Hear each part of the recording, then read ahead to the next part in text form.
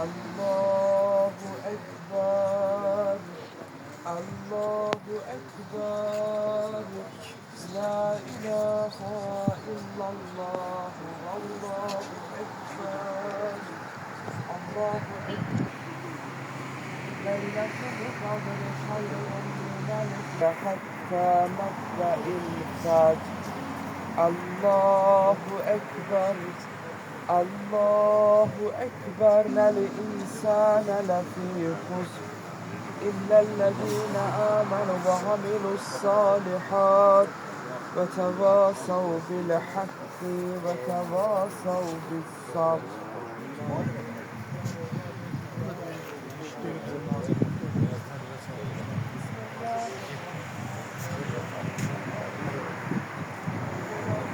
Ya Erhamer Rahim, Ya Rabbel Alemin, Bizi rahmetliler, merhametli Rabbimiz, bizi hidayetini için nasipledin mukaddes, Kur'an-ı Kerim'in mübarek surelerini tilavet et.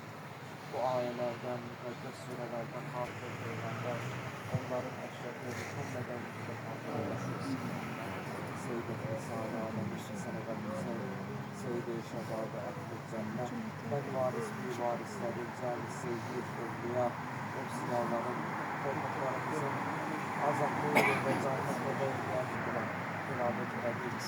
Bu aziz şehit vadileri tarafından, azizleri tarafından, Ya Rabbi Alemin özlergahında gâcı edin.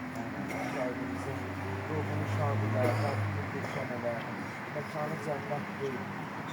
Aziz valideynlerine sabır ihsan eden, dünyada imtihan edip ayrımızdan bayasına